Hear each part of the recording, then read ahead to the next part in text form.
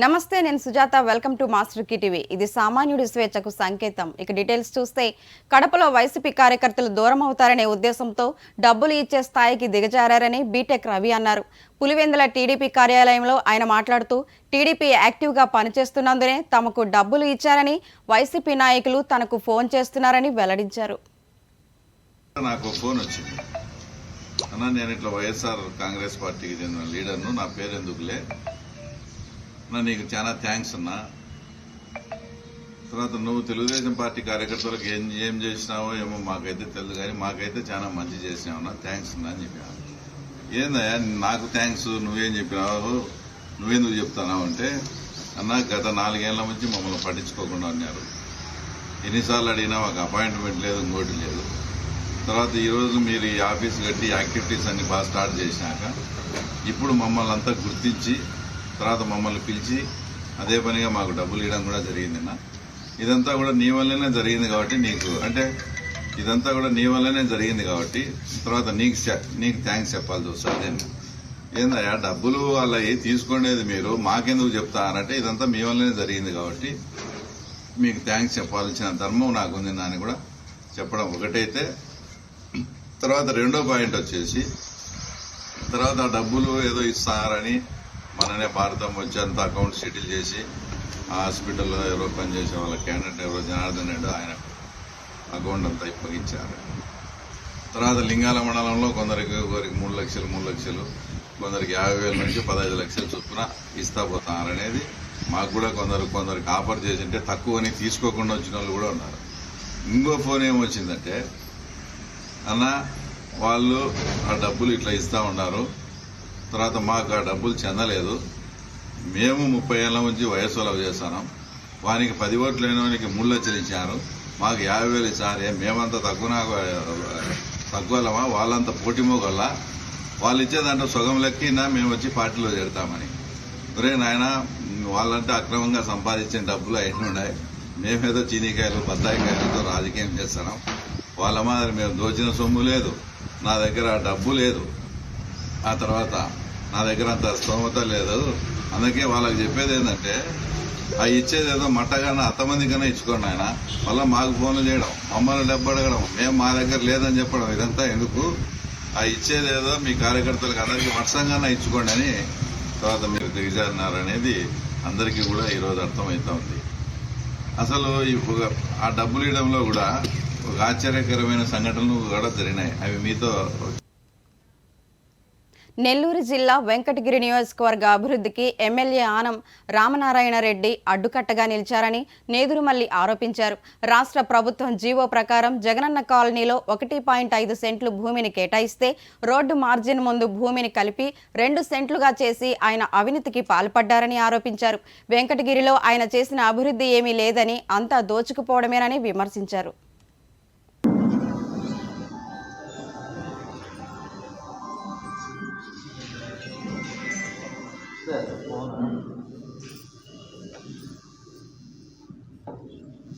ఇది ఒక one sided argument లాగా ప్రతిదీ మా విలేకరుల ద్వారా ప్రతి కాగితం బయట పెట్టి చూపించాల్సిన అవసరం లేదు. నేను అవినీతి చేయలేదు, దీనికి నాకు సంబంధం లేదు, ఈ 2 సెంట్లు అనేది నేను అప్రూవ్ చేసింది కాదు, 2 సెంట్లు చేసిన తర్వాత నేనైతే ఎవరికి నంబర్లు ఇవ్వలేదు అని మీరు ధైర్యంగా చెప్పండి. జగనన్న కాలనీలో 2 సెంట్ల సైట్ అనేది, 2 సెంట్ల స్థలం అనేది ఆంధ్ర రాష్ట్రంలో ఎక్కడైనా ఉందా? నేను ఇక్కడ ఎమ్మెల్యేగా ఉన్నప్పుడు నేను దీన్ని అప్రూవ్ చేయలేదు, నాకు సంబంధం లేకుండా ఎవరో చేసిన పని ఇది, దానిలో నంబర్లు వేసింది నేను కాదు, ఆ నంబర్లు ఇచ్చింది నేను కాదు అని చెప్పగలరా?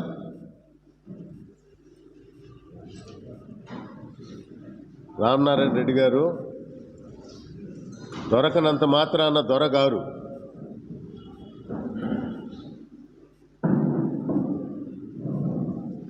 తప్పు చేసింది వాస్తవం. ఇవి ఒట్టి చిన్న ఉదాహరణలు, ఇప్పటి నుంచో చెప్తున్న ఉదాహరణలు. ప్రతి మండలంలో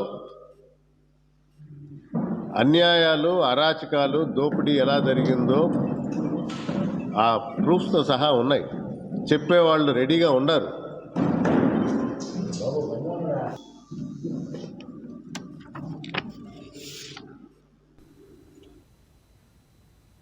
గాంధీ భవన్లో మహాత్మా గాంధీ వర్ధంతి వేడుకలు ఘనంగా జరిగాయి. ఈ సందర్భంగా కాంగ్రెస్ వర్కింగ్ ప్రెసిడెంట్ జగ్గారెడ్డి పూలు వేసి నివాళులర్పించారు. ఈ కార్యక్రమంలో కాంగ్రెస్ నాయకులు హరివర్ధన్ రెడ్డి, మోహన్ రెడ్డి, కుమార్ రావు తదితరులు పాల్గొన్నారు.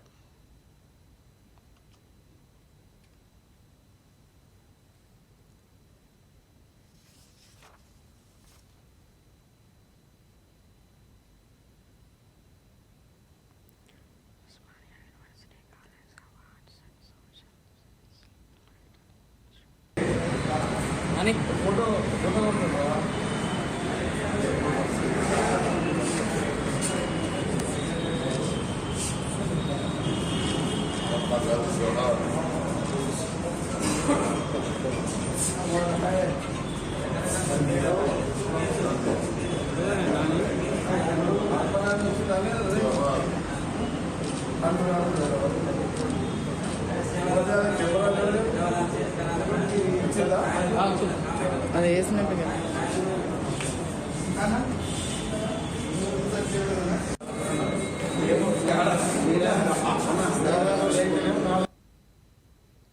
Osmania university college of arts and social sciences light and sound షోను కేంద్ర పర్యాటక అభివృద్ధి శాఖ మంత్రి కిషన్ రెడ్డి ప్రారంభించారు.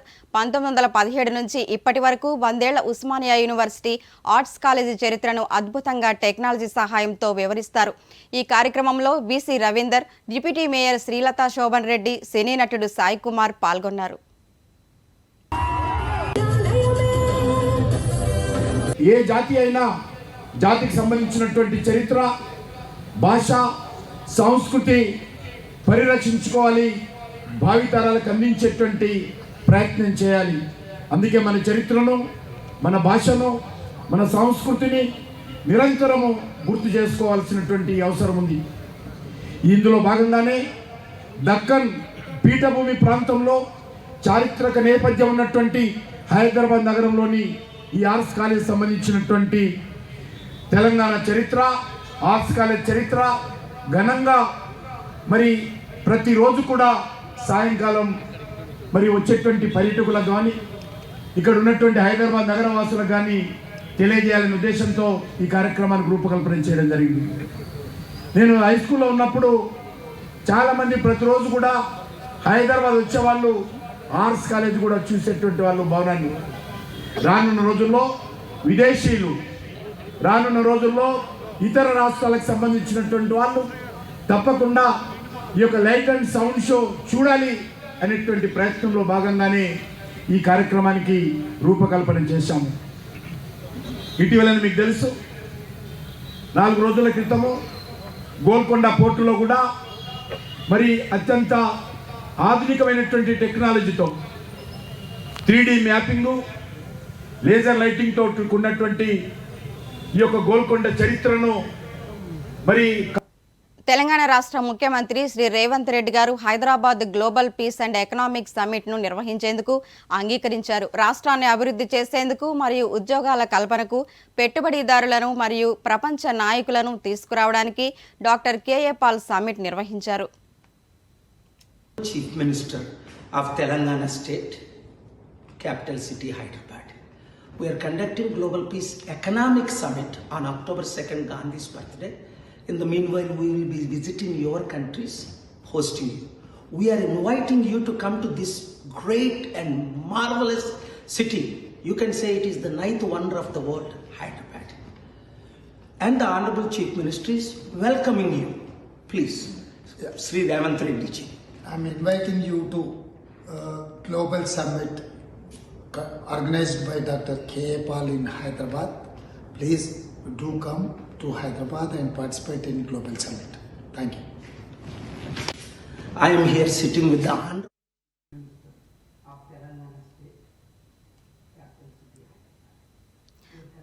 సత్తెనపల్లి మండలంలోని తొండపి గ్రామంలో జరిగిన సంఘటన కన్నాపై దాడిచి కాదని, ఇది వైసీపీ టీడీపీ ఇరు వర్గాల పరస్పర దాడి చేసుకున్నాయని మంత్రి అంబటి రాంబాబు స్పష్టం చేశారు. మంత్రి అంబటి ఏరియా వైద్యశాలలో తొండపి గ్రామంలో జరిగిన దాడిలో గాయపడిన వైసీపీ కార్యకర్తలను పరామర్శించారు. ఈ సందర్భంగా ఆయన మాట్లాడుతూ అంబటి ఆధ్వర్యంలో ఈ దాడి జరిగిందని, కన్నా మాట్లాడటం దురదృష్టకరమన్నారు. అక్కడ ఉన్నటువంటి వైసీపీ కార్యకర్తలు అన్యాయకాగి నా ప్రోద్బలంతో ఆయన మీద రాళ్లు రుద్ది హత్య చేయడానికి ప్రయత్నం చేశారని,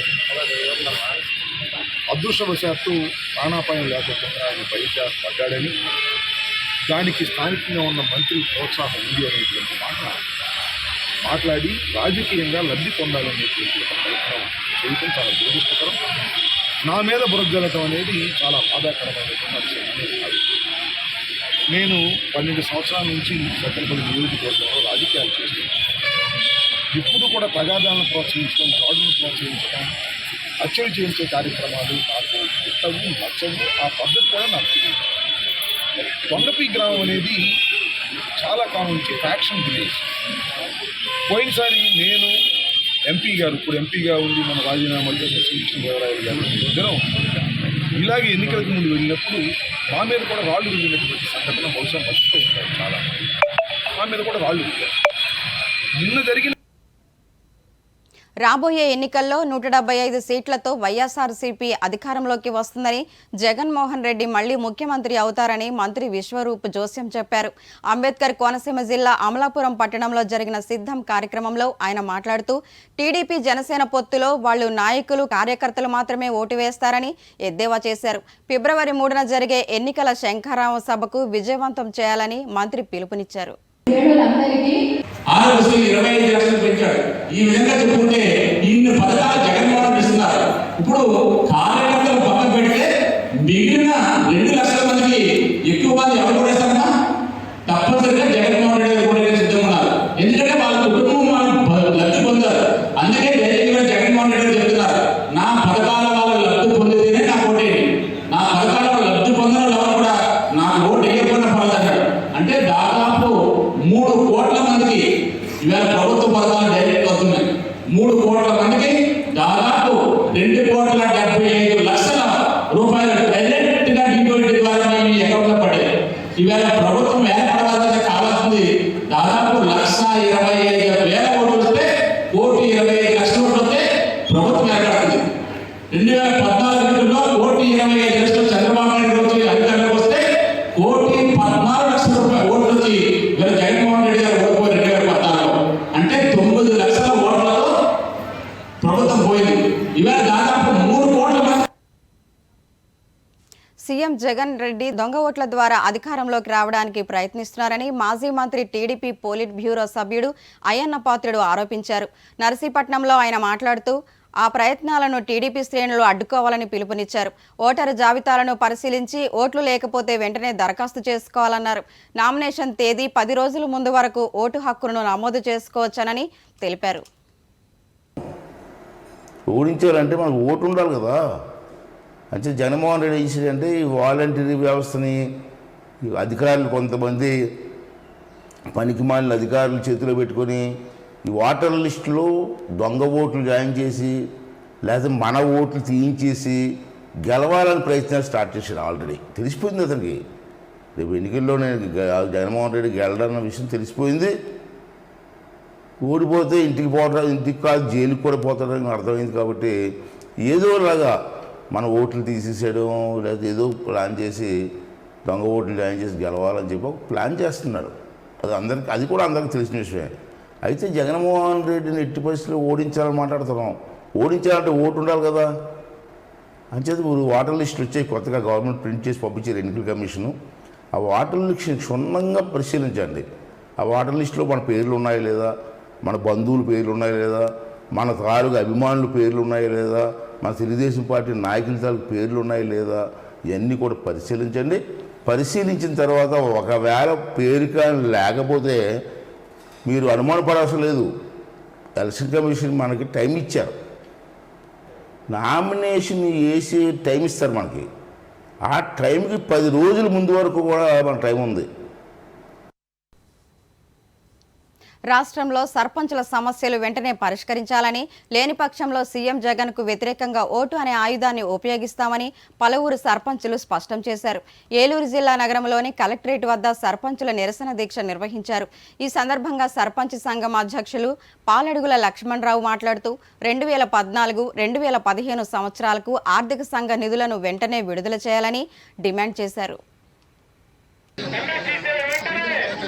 మరి ఈరోజు గాంధీ వర్ధంతి సందర్భంగా మరి పంచాయతీరాజ్ సాంబార్ అధ్యక్షులు వైవి రాజేంద్ర ప్రసాద్ ఆదేశాల మేరకు మరి సర్పంచుల సమస్యల మీద మరి ఇక్కడ దీక్ష చేయడం జరుగుతుంది. మరి ముఖ్య ఉద్దేశం ఏంటంటే మరి 16 డిమాండ్లు సర్పంచులు 16 డిమాండ్లు ఏవైతే ఉన్నాయో ఆ డిమాండ్లను వెంటనే జగన్మోహన్ రెడ్డి ప్రభుత్వం తీర్చాలని, మరి అలాగే 14-15 అర్థ సంఘం నిధులు, మరి అలాగే మరి ఏదైతే గ్రామ సచివాలయం, గ్రామ వాలంటీర్ వ్యవస్థ, పంచాయతీ సర్పంచులకు సమాంతరంగా పెట్టినటువంటి ఈ వ్యవస్థల్ని పంచాయతీలు విలీనం చేయాలని, మరి అలాగే మరి ఈ జగన్మోహన్ రెడ్డి గవర్నమెంట్లో మరి సర్పంచులు ఉత్సవ విగ్రహాల్లో మిగిలిపోయారని, మరి అలాగే మరి ఏదైతే సర్పంచులు ఈ గ్రామాల్లో మరి ఏదైతే మరి గడపకు ప్రభుత్వం అని 20 లక్షలు ఇస్తున్నారో మరి ఆ గ్రాంట్ ను కూడా సర్పంచ్ నిర్ణయించి మరి తీర్మానం మేరకు మరి చేయాలని, మరి అలాగే మరి నా గ్రామంలో మరి గడపకు 20 లక్షలకి నేను తీర్మానం ఇవ్వడం జరిగింది. మరి ఆ తీర్మానం కూడా మరి సర్పంచ్ గా నేను ఏ గ్రామంలో ఎక్కడెక్కడ ఉందో అన్నది వర్క్ నేను పెట్టాలి. అలా కాకుండా వాళ్ళే నిర్ణయించిన దానికి కూడా నేను తీర్మానం ఇవ్వడం జరిగింది. ఇవాళకి కూడా 4 ఏళ్ళు వచ్చిన ఇవాళ కూడా ఏ వర్క్ చేయకపోవటం, మరి అలాగే మరి మండలంలో 20 లక్షలు ఇస్తున్నాం అని మళ్ళీ నన్ను తీర్మానం అవ్వటం, ఇచ్చిన 20 లక్షల గ్రాంట్కి ఏళ్ళకి ఒక వర్క్. ఎస్ఎల్బి కూచిపూడి కళా నిలయం 18వ యూనివర్సిటీ సెలబ్రేషన్స్ హైదరాబాద్ రవీంద్ర భారతిలో ఘనంగా నిర్వహించారు. ఈ కార్యక్రమానికి ముఖ్య అతిథిగా కల్చరల్ డిపార్ట్మెంట్ డైరెక్టర్ మామిడి హరికృష్ణ, ప్రముఖ నిర్మాత దర్శకుడు వైవిఎస్ చౌదరి హాజరయ్యారు. ఈ కార్యక్రమంలో పలువురు కూచిపూడి నృత్య కళాకారులు వారి నాట్యంతో, అభినయంతో ప్రేక్షకులను అలరింపజేశారు.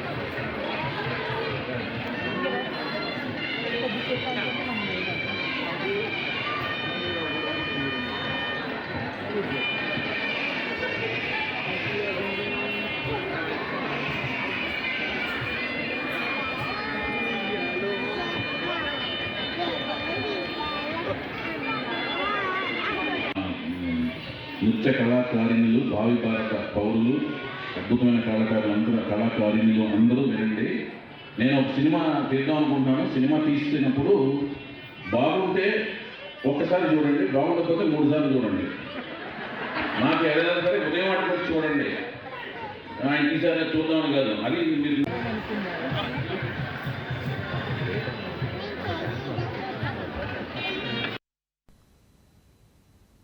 ఏలూరు జిల్లాలో కలెక్టరేట్ వద్ద డిఆర్డీఏ వైఎస్ఆర్ క్రాంతి పథకం ఉద్యోగులు నిరసన దీక్షలు 7వ రోజుకు చేరుకున్నాయి. ఈ సందర్భంగా యూనియన్ నాయకులు వేణుగోపాలరావు మాట్లాడుతూ రాష్ట్ర వ్యాప్తంగా 4500 మంది ఉద్యోగులు నిధులు నిర్వహిస్తున్నారని, వారందరినీ ప్రభుత్వ ఉద్యోగులుగా గుర్తించాలని డిమాండ్ చేశారు. ఈ సందర్భంగా దెంతులూరు మాజీ ఎమ్మెల్యే చింతమనేని ప్రభాకర్ రావు నిరసన దీక్ష శిబిరానికి వచ్చి మద్దతు తెలిపారు. గవర్నమెంట్కి ఐఆర్ ఇచ్చినప్పుడు మాకు పోరాటం చేస్తే మాకు ఐఆర్ ఇవ్వడం జరుగుతుంది. సమానంగా ఎప్పుడు కూడా గవర్నమెంట్తో పాటు మాకు సమాన బెనిఫిట్స్ అని ఇవ్వడం జరగట్లేదు. కాబట్టి ఈ రోజున రాష్ట్ర వ్యాప్తంగా 4500 మంది ఉద్యోగులు ఈ రోజున రోడ్డు మీద సమ్మె చేస్తూ పేదరిక నిర్మూలన సంస్థలో ఈ రోజున ప్రభుత్వ కార్యక్రమాలు, ఎన్నో కార్యక్రమాలు మేము చేపడుతున్నాం. మహిళలకు ఈ రోజున పెద్దపీట వేయడంలో మన గౌరవ ముఖ్యమంత్రి గారు ఏ విధంగా అయితే ముందడుగు వేశారో ఆ ముందడుగులో మా మొదటి స్థానంగా మేము ఈ రోజున పనిచేస్తున్నాం. ఆసరా కార్యక్రమం ఈ రోజున 23,000 కోట్ల రూపాయలు ప్రభుత్వం మంజూరు చేస్తే దాన్ని సక్రమంగా ప్రజలు పబ్లిక్కి వాళ్ళకి అందజేయడంలో మేము 100% 100% మేము సఫలీకృతమయ్యాం. అదేవిధంగా చేయూత కార్యక్రమం కానివ్వండి, అదేవిధంగా మహిళకు ఆర్థిక స్వావలంబన సాధించడానికి ఏదైతే కార్యక్రమాలు ప్రభుత్వం చేపట్టిందో అన్ని కేటీఆర్ మాటలు జాగ్రత్తగా మాట్లాడాలని ప్రజా సంఘాల జేఏసీ చైర్మన్ గజ్జల కాంతం అన్నారు. సోమాజిగూడ ప్రెస్ క్లబ్లో జరిగిన సమావేశంలో ఆయన మాట్లాడుతూ విద్యార్థులు, ఎస్సీ, ఎస్టీ, దళితులు ఎంతో మంది బలిదానాలతో తెలంగాణ ఏర్పడైందని, మీ కుటుంబం వలన రాలేదని విమర్శించారు. ముఖ్యమంత్రి రేవంత్ రెడ్డిపై ఆరోపణలు చేస్తే ఊరుకునేదే లేదని హెచ్చరించారు. ఈ రాష్ట్రం ఉన్నటువంటి ప్రతిపక్ష పార్టీలు కానీ ఎవరితో మాట్లాడారా? మేము మాట్లాడాం. అన్ని పార్టీలు ఒప్పించాం. శ్రీకృష్ణ కమిటీకి ఇప్పాం. కేంద్ర ప్రభుత్వం మీద ఒత్తిడి తీసుకొచ్చాం.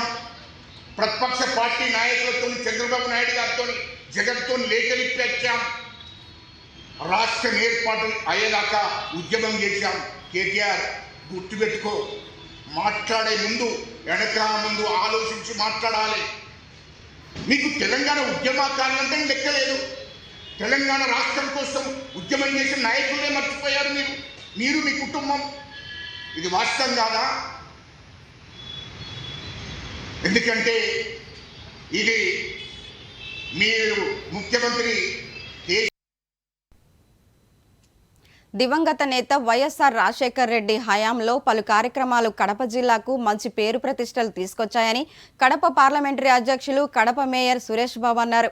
కడప జిల్లాలో మున్సిపల్ కార్పొరేషన్లో జరిగిన సమావేశంలో మేయర్ మాట్లాడారు. తన ఆశయాల కోసం చేస్తున్న సీఎం జగన్ అనే సంక్షేమ పథకాలతో ప్రజలకు మేలు చేస్తుంటే వైఎస్ షర్మిల వెన్నుపోటు పోవడం సరికాదని ఆరోపించారు. టికెట్లన్నీ అనౌన్స్ చేసి ఎన్నికల బరిలో మీరు ఎవరికి ఇచ్చినా సంపూర్ణంగా వాళ్ళకు మద్దతు తెలుపుతానని అప్పుడున్న ముఖ్యమంత్రి డాక్టర్ వైఎస్ రాజశేఖర్ గారు రాష్ట్ర వ్యాప్తంగా 195 అసెంబ్లీ స్థానాలకి అతి తక్కువ సమయంలోనే క్యాన్వాస్ చేసి ఆ రోజు కాంగ్రెస్ పార్టీ అధికారంలోకి వచ్చిందంటే అది ఒక కేవలం వైఎస్ రాజశేఖర్ గారి వల్లనే అధికారంలోకి వచ్చిందని భారతదేశ వ్యాప్తంగా అందరికీ తెలుసు. 29 రాష్ట్రాల్లో ఎక్కడ లేని ఈ బులెటిన్ అప్డేట్స్, మరిన్ని అప్డేట్స్ తో మళ్ళీ కలుద్దాం. చూస్తూనే ఉండండి మాస్టర్ టీవీ. ఇది సామాన్యుడి స్వేచ్ఛకు సంకేతం.